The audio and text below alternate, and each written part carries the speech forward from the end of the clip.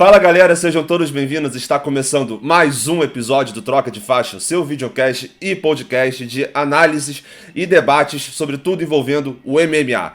Hoje, no episódio de hoje, nós vamos falar sobre o UFC 298. Na luta principal, como vocês podem ver aqui no destaque, o fim de uma era. Ilia Topuria vence Alexander Volkanovski e é o novo campeão dos pesos penas, colocando fim ao grande reinado do Volkanovski na categoria. E no co-main event, Robert Whittaker conseguiu superar o brasileiro Borrachinho. Paulo Costa venceu a luta e o nosso querido Borracha chega à sua terceira derrota em 4 lutas. Vamos analisar tudo sobre essas duas principais lutas do UFC 298 e também vamos falar um pouquinho mais para o futuro pegando o UFC 300, porque nessa semana nós tivemos a confirmação da luta principal do UFC 300 que terá brasileiro na jogada, será Alex Poatan versus Jamahal Hill. Já discutimos as possibilidades de quais poderiam ser essas lutas, se ia ter o Poatan, se não teria. A gente chegou a cogitar isso no nosso vídeo que você pode ver entrando aqui no canal e agora ela está confirmadíssima. Vamos passar um pouco sobre ela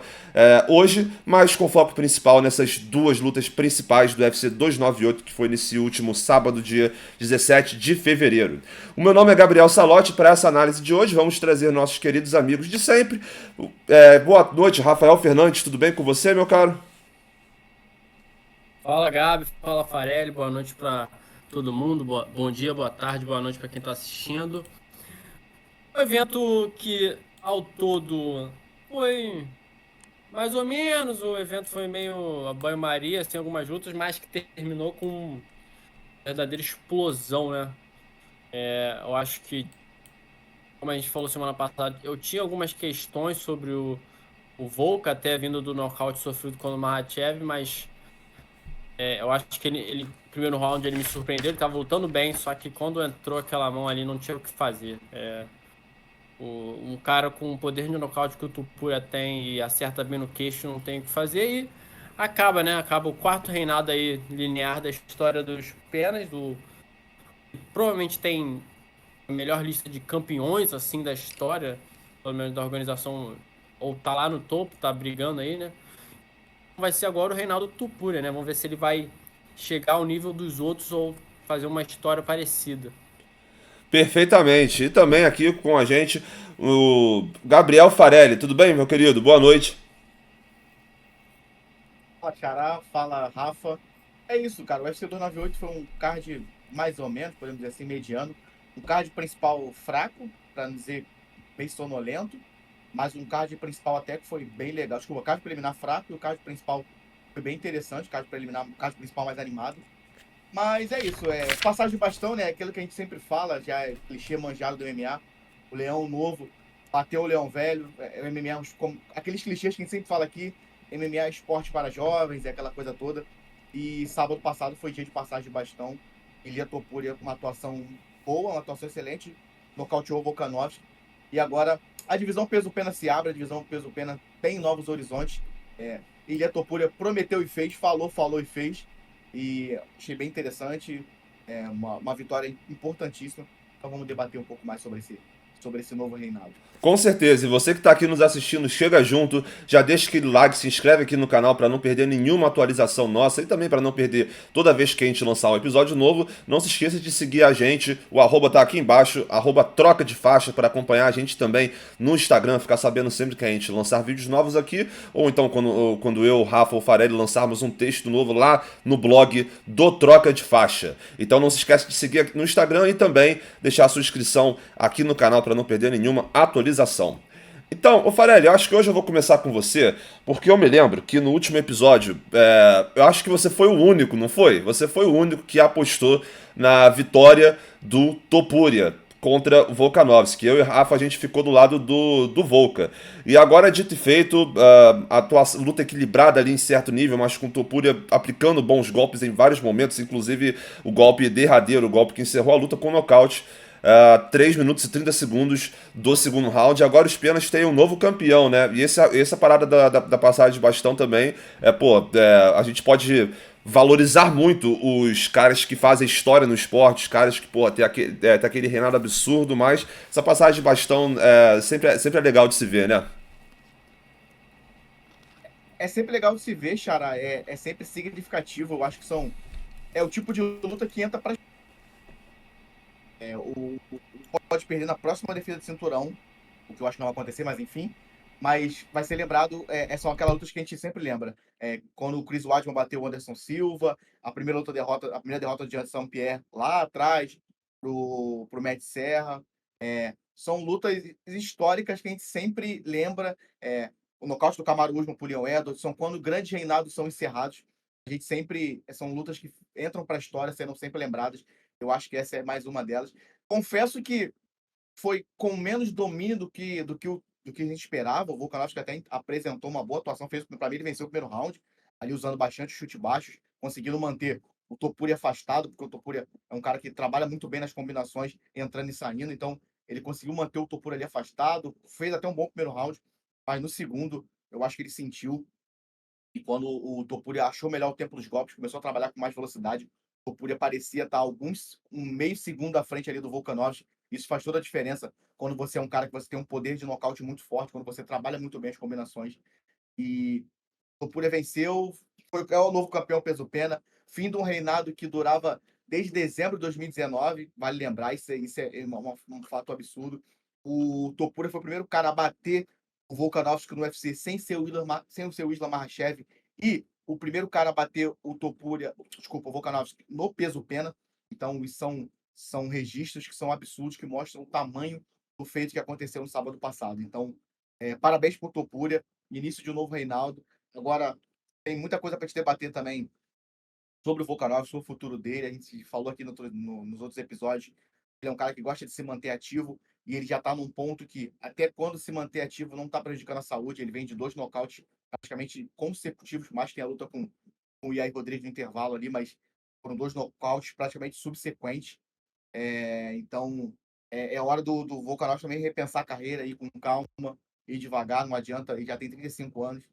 Assim, é legal, pra mim é bom, eu gosto do Volkanovski, é um excelente lutador, pra mim, não sei dizer hoje, acho que dá pra realmente medir melhor o que foi o reinado, decidir quem é o maior peso-pena, se é ele ou se é o Aldo, acho que tem um debate, mas é um cara que fez história, é um cara que merece respeito, mas hora de pensar um pouco na saúde, pensar no futuro e ver o que o futuro pode trazer para o Topuria nos próximos desafios, nas primeiras defesas de cinturão. Ô Rafael, o Topuria tem 27 anos, um cara jovem ainda, cartel invicto, 15 vitórias em 15 lutas. Tem de tudo também pra. Não sei se talvez um reinado tão longo, mas sabe, defender o cinturão por algumas oportunidades. E por contrapartida, o Volkanovski é um cara que realmente já tá vindo de 2 nocautes seguidos. Claro, você pode argumentar que a luta contra o Makhachev teve todas aquelas circunstâncias, mas mesmo assim o cara não só 2 nocautes seguidos, como também, assim como eu falei do Borrachinha ali na escalada, 3 derrotas nas últimas 4 lutas, né? Então, assim, o Volkanovski ele tá lidando com uma situação aí de instabilidade na carreira dele, que pode colocar em xeque o futuro, e agora a divisão também tá um pouquinho confusa, eu diria, né? Porque o Max Holloway já vai lutar contra o Justin Gaethje ali no leve, e você também tem o Yair Rodrigues, que o Volkanovski já venceu, e o Volkanovski vai cair de posição. Também o que você acha assim dessa conjuntura agora dos pesos penas, com esse resultado que serviu justamente para passagem desse bastão e para ver se dá essa movimentada legal na divisão? É um resultado histórico em todos os níveis, assim. Como eu falei antes, os penas, se a gente for olhar assim, a história da divisão, deve ser a divisão que tem os melhores campeões, ou os campeões mais históricos, assim, se você desde o Aldo, passando pelo Conor, claro que o Conor é o que teve o menor, nunca defendeu o título, mas o que envolve a história do Conor na divisão, depois o Holloway e agora depois o Volka e agora o Topuria, é tipo tudo histórico. Você sai de um reinado tão longo quanto o Volka, você tem todos o debate se ele é maior que o Aldo é maior que ele, é um debate e cada um tem a sua opinião, mas é histórico, não só também histórico é o primeiro espanhol, né? Ele não é nascido na Espanha, mas é espanhol de Radicado. nacionalidade, né? Radicado Radicado. na Espanha. E abre outro mercado, né? Claro que o UFC gosta de falar bastante, falar que vai fazer evento ali, evento aqui, mas abre um mercado. Agora eles pensam no UFC Espanha, pensam em estádio. Eles sempre falam em estádio, mas pode abrir para um evento na Espanha, né? Então é um histórico nesse sentido. Pro Volca, cara, eu acho que se eu fosse ele, eu daria um tempinho, assim, porque são 2 nocautes pesados que ele apagou nos duas concussões sérias. Esse do Topuria foi bem sério, porque ele apagou, tipo, no primeiro soco, no soco que entrou, ele apagou. Então, eu acho que eu já começaria a diminuir um pouco a marcha. Ele tentou falar um pouco de revanche imediata, mas eu acho que não. Deixa a divisão respirar um pouco, ver o que vai acontecer. Vai ter agora, no sábado, no UFC México, vai ter a luta do Ortega contra o Yair, né? E o Yair já saiu falando um bando de besteira, dizendo que não gosta de Topuria, saiu xingando Topuria, então já tem aí uma boa narrativa aí se o Yair ganhar, então entre Yair e Topuria. O Holloway também tá ali enrolado com o Gate pelo cinturão BMF, mas sei lá, nunca se sabe. Ele quer lutar pelo cinturão dos pernas, ainda mais que o Volka perdeu. Então vamos ver. Eu acho que é a hora do Volka dar uma descansada, chega, dá uns mesezinhos assim para recuperar, ver o que ele vai fazer. Eu imagino que ele vai tentar continuar na divisão e tentar reconquistar o cinturão, até porque eu acho que ele é um pouco pequeno demais para a divisão dos leves. Mas deixa respirar os próximos meses, assim, deixa o Topuria defender o cinturão, tentar pelo menos defender o cinturão uma ou talvez duas. E aí vamos ver se o Volka tem aí um gás para mais uma corrida pro cinturão. Porque, assim, cara. O, Pode falar, Farelli, fica à vontade. Só um parênteses sobre isso que ele falou do Volka defender o cinturão, de lutar, quer dizer, do lutar de novo na revanche, na primeira defesa do cinturão do Topuria. Eu acho que até de repente o tempo pode favorecer os planos do UFC, os planos do Topuria e os planos do Volkanovski, né? Porque o Topuria já falou que quer fazer a primeira defesa dele num evento na Espanha. Ele sonha com o Santiago Bernabéu, o estádio do Real Madrid. Não sei até onde isso é viável, confesso. A gente está falando do estádio do maior clube de futebol do mundo, só isso, né? Então, eu não sei até onde isso é viável, mas provavelmente qualquer coisa que seja feita na Espanha, mesmo independente que não seja no Santiago Bernabéu ou não, teria que ser pelo verão europeu, né? Ali entre julho, agosto, setembro. Então, teria aí mais 4 a 6 meses para o Topuria descansar, para o Volkanovski se recuperar e para o UFC verificar um lugar, mesmo que faça no Santiago Bernabéu ou não. Então, acho que seria um tempo legal para o Volkanovski descansar e, ao mesmo tempo, acho que seria um período bom para todo mundo. De 4 a 6 meses ali, para o Volkanovski respirar, se recuperar do nocaute. Talvez eu indicaria... muita gente falando assim, deveria ficar um... Tem que lembrar que o Volkanovski já tem 35, né, cara? Então, também não dá para você ficar um ano parado ou mais do que isso. Então, eu acho que esse período de 4 a 6 meses daria para o UFC ver um lugar na Espanha, o Topuria descansar, curtir o seu reinado, e também o Volkanovski se recuperar das contusões sofridas, das concussões, no caso, né? Esfriar a cabeça, deixar o cérebro descansar e pensar numa revanche. Vou dar um palpite que eu acho que vai ser muito difícil para esse evento, assim. No Bernabéu vai ser quase impossível. O Real Madrid joga no estádio de agosto a maio, é quase Sim. impossível. E o UFC tá com todos os pay-per-view já cronometrados, já direitinho, já escalados direitinho até julho, né? 301 vai ser aqui no Rio, 302 que é junho e julho vai ser em Las Vegas. Eu acho que aí já não teria, talvez final de julho, não sei, mas teria que ver, né? Mas eu acho difícil, porque o UFC é aquela história, falam, o Dana White sempre fala, né? É interessante fazer uma luta sobre o Conor, foi anos falando sobre fazer uma luta num estádio na Irlanda, nunca fizeram. Meu palpite é que eles vão achar uma arena menor na Espanha e vão tentar fazer ali mais pro final do ano. Eu acho que aí também poderia ser um tempo melhor pro Volka descansar. Também, claro, dar um tempo, porque como eu falei, foi um nocaute feio. E vamos ver o que rola, né? Mas eu acho um pouco improvável que seja no Santiago Bernabéu. Nesse momento também não enxergo muito essa luta indo pro Santiago Bernabéu, não. Mas só pra ver se eu entendi, vocês dois então acham que o caminho agora vai ser a revanche entre Topuria e Volkanovski, é o caminho óbvio, é o natural agora, digamos assim?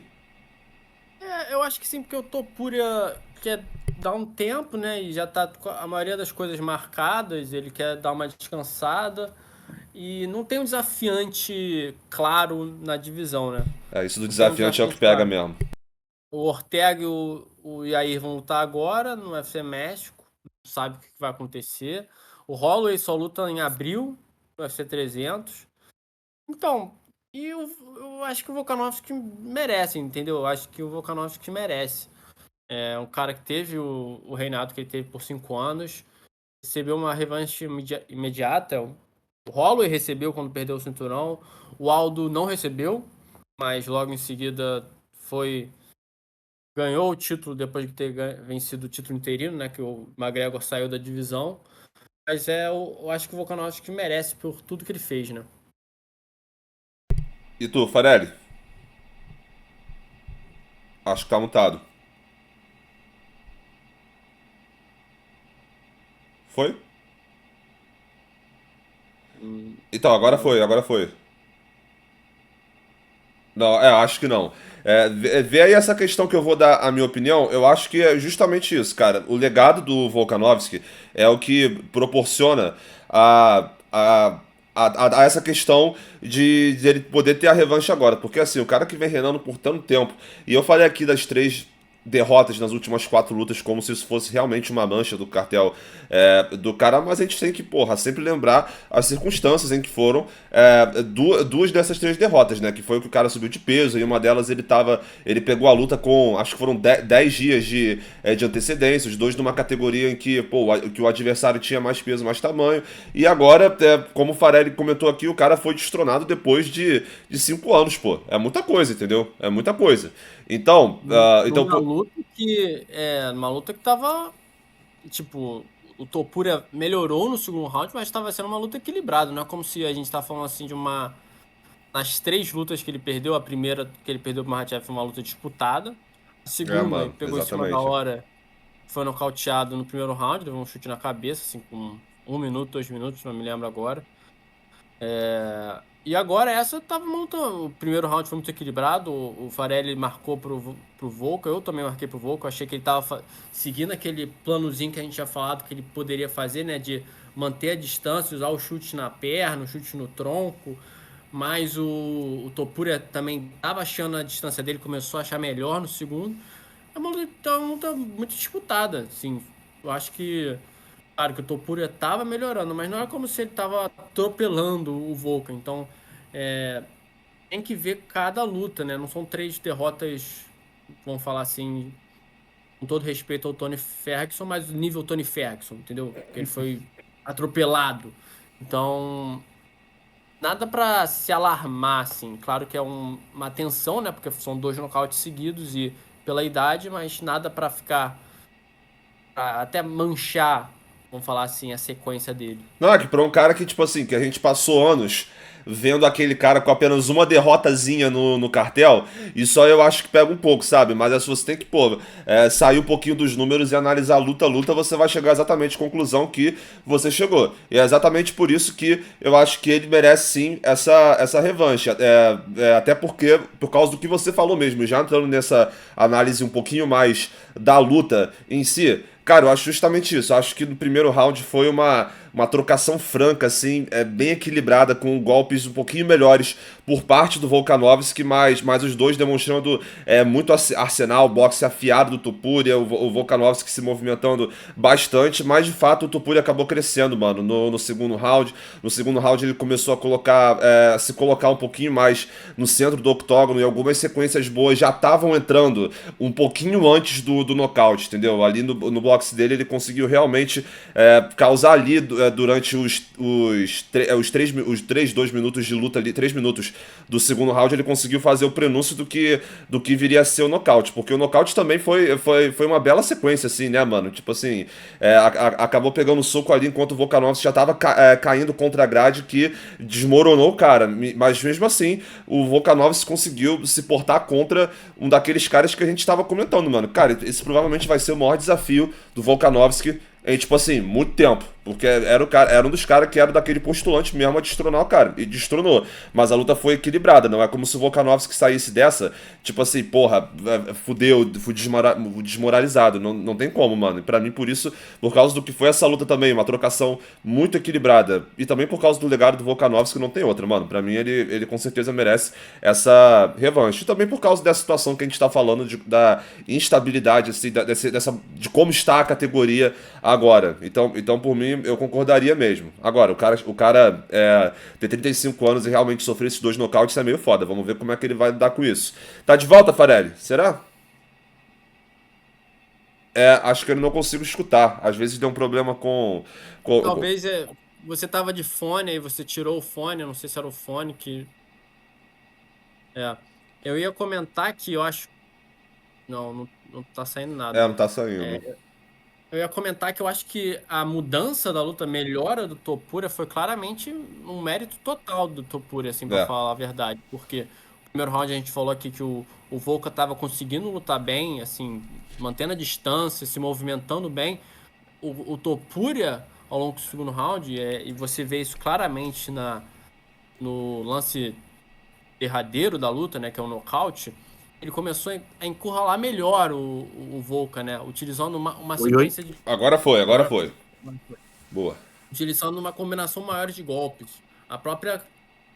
O próprio momento do nocaute foi uma sequência assim de 5 golpes. Foi o 5º golpe que entrou, eu acho. Então ele começou a utilizar essa sequência maiores e começou a encurralar o Volkan. O Volkan não tava... Tanto que no nocaute o Volkan tá com as costas na grade, não tinha nem para onde sair. Então acho que foi um total mérito do Topuria, que viu o que ele deveria fazer para negar a movimentação sem parar do Volkan e conseguir chegar perto e machucar o campeão. Farelli, quando você tava consertando o negócio aí, assim, são essas 2 perguntas mesmo, cara. Primeira, análise técnica, assim, da luta de um modo geral, primeiro, segundo round, não tem nem tanta coisa pra gente analisar assim, né, nocaute ali na metade pro final do segundo round, e também se você acha que deve ser sim a revanche Topuria versus Volkanovski, ou se tem algum outro caminho na categoria que você enxerga. Bom, primeiro sobre análise técnica, eu acho que o ponto que o Topuria, acho que fez a diferença pro Topuria no segundo round foi quando ele acelerou na trocação e pressionou mais. Ele voltou mais agressivo pro segundo round, trabalhando as combinações de forma mais rápida. Eu acho que isso atrapalhou um pouco o Volkanovski, porque como eu falei no último programa, o Topuria tem uma envergadura acho que 6 centímetros maior do que a do Volkanovski. O Topuria era um cara com acho que 2 ou 3 centímetros de tamanho, mas com a envergadura maior. Então o Topuria acelerou essa trocação, se aproximou mais, foi chegando mais perto, trabalhou mais rápido as combinações. Eu achei que ele estava soltando muitos golpes isolados. Depois até vale depois usar esse exemplo com o Borrachinha, mas enfim, na luta do Borrachinha a gente vai debater.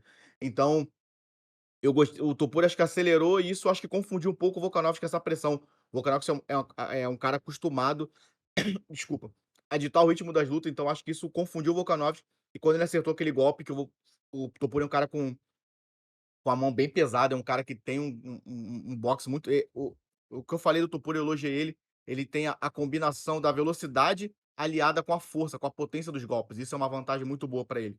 Então acho que isso foi a diferença no segundo round e foi a diferença que fez ele sair com a vitória. Sobre a revanche, cara, eu particularmente não gostaria de ver, tá? Eu acho que a divisão, com todo respeito ao Volkanovski, não acho nem que é questão de merecimento, tá? Eu acho que a divisão merece ver já alguns novos nomes, eu acho que tem que rodar. Mas tem um porém, né, cara? O Max Holloway, desde quando ele aceitou a luta BMF, que vai ser no peso leve, ele já falou que o foco dele sempre era disputar ou voltar pro cinturão peso pena. Ele aceitou essa luta, ocasião especial e tal, mas que o foco dele é voltar pro peso pena. E agora pra ele o cenário tá aberto, cara, porque ele tava pedindo uma revanche com o Volkanovski, que seria muito difícil num 0-3. Então num 0-3 é muito complicado você pedir uma quadrilogia com você tomando 3 tacas. Mas agora com o Topuria o cenário muda totalmente. Só que tem um porém, cara, ele vai enfrentar talvez um cara mais sanguinário que a gente tem no Octógono, que é o Justin Gaethje. Então, eu acho muito difícil que ele se enfrente dia 13 de abril e que em 2 meses o Holloway possa estar 100% pra lutar. O Gaethje é um cara muito difícil de ser nocauteado ou finalizado, é um cara que dá a vida no octógono.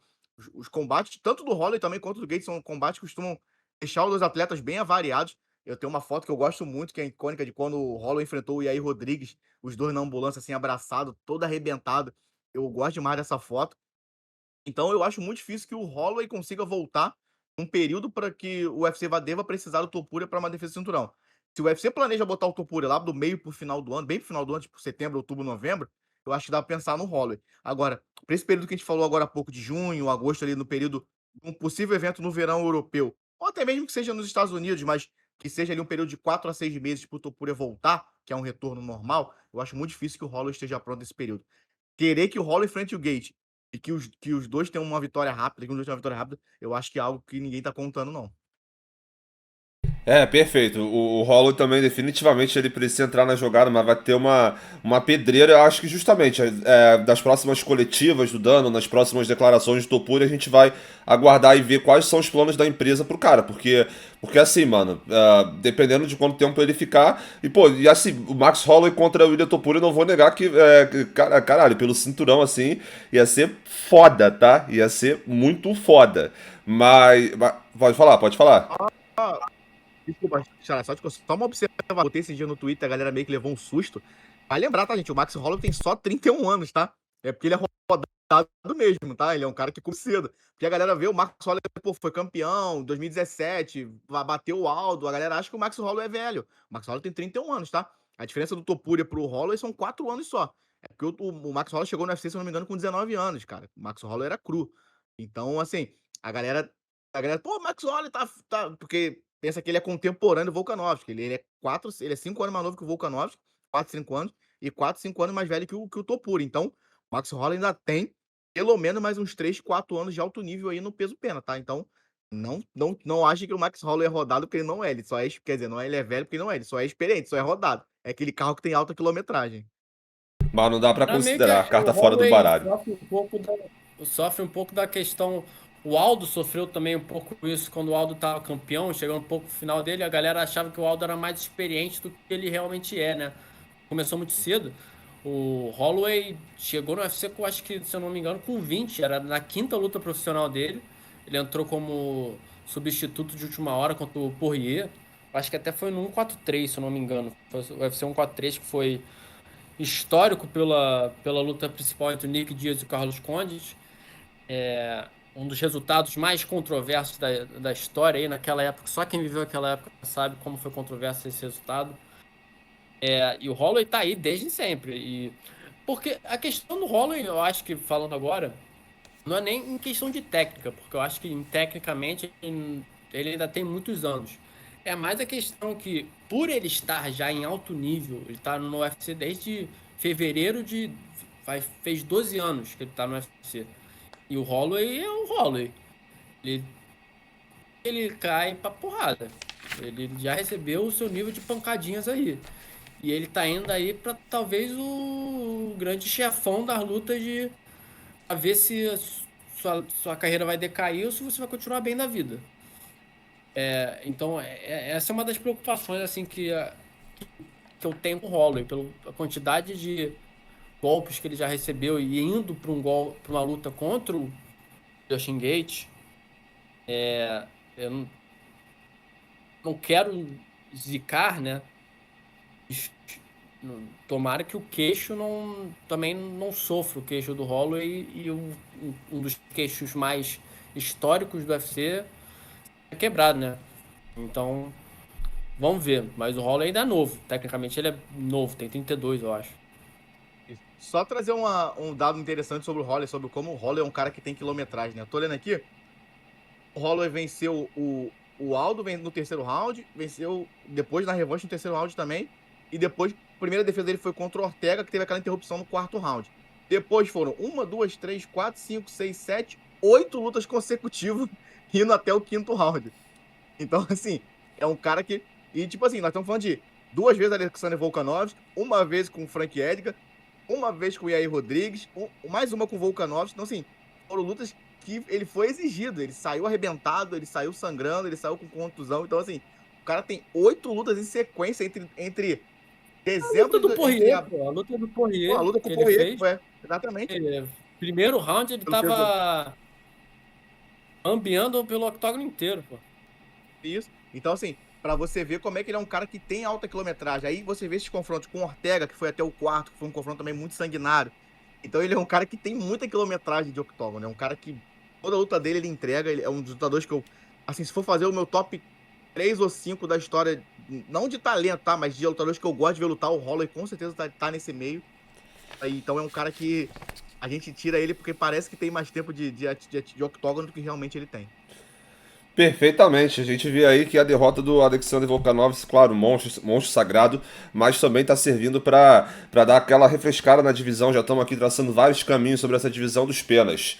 Passando agora para o co-main event desse UFC 298. Antes da gente começar a falar sobre Paulo Costa, eu quero convidar você que está nos assistindo, está nos ouvindo, para curtir a nossa página, seguir a nossa página lá no Instagram e também deixar o like aqui nesse vídeo, se inscrever aqui no nosso canal para não perder nenhuma novidade, nenhuma atualização de quando nós lançarmos novos episódios aqui no Troca de Faixa. Chegando aqui a meia hora de episódio, agradecemos aqui a sua presença e agora vamos falar do senhor Paulo Costa, o senhor Borrachinha que perdeu, como está aqui no destaque. O brasileiro é superado por Whittaker após 18 meses sem lutar, né? Ele estava aí há um tempinho já fora do octógono e agora acabou perdendo pela decisão unânime. Um duelo assim, né, o Rafael? Um duelo... Bom duelo, né? Equilibrado, a trocação ali dos dois por um tempo. O Borrachinha também fazendo frente ao Whittaker, né? Dois dos juízes colocaram o Paulo Costa como vencedor do primeiro round, né? Apenas o terceiro juiz que deu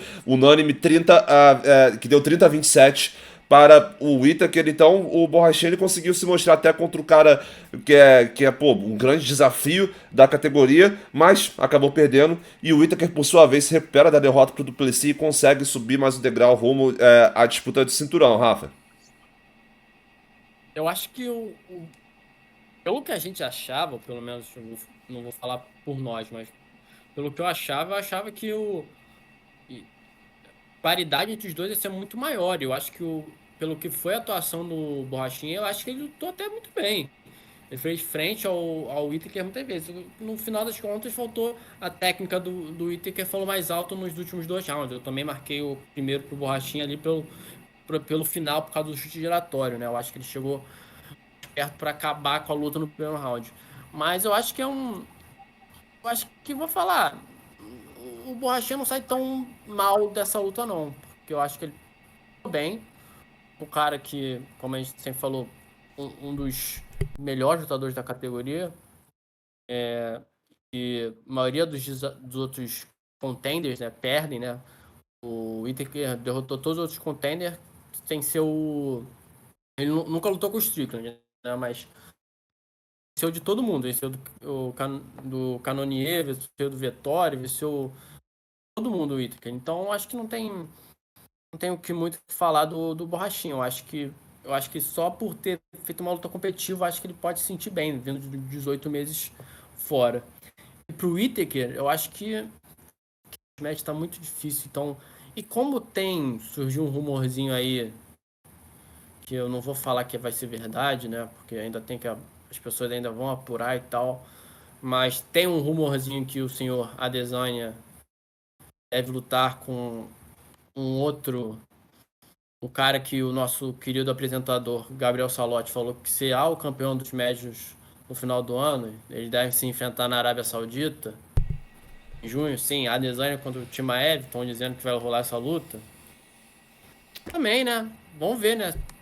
O Whittaker aí tá ali, né? Tá ali pelo cinturão, tem a narrativa ali que perdeu recentemente pro Duplessis, que é essa vingança, essa revanche. Uma divisão que também tem poucos desafiantes, também pode ser uma boa pro Whittaker aí. É uma vitória boa para ele se candidatar a ser o próximo.